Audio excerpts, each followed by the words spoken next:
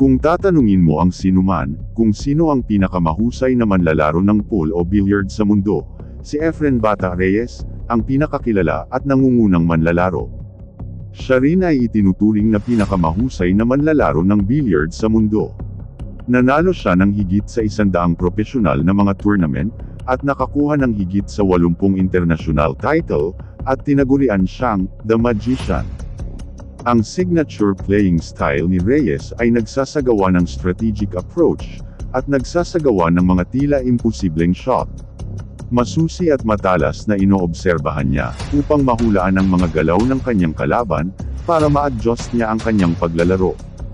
Ang nakakabilib kay Efren Reyes, ay siya ang unang manlalaro na nanalo sa World Championship sa dalawang magkakaibang kategorya.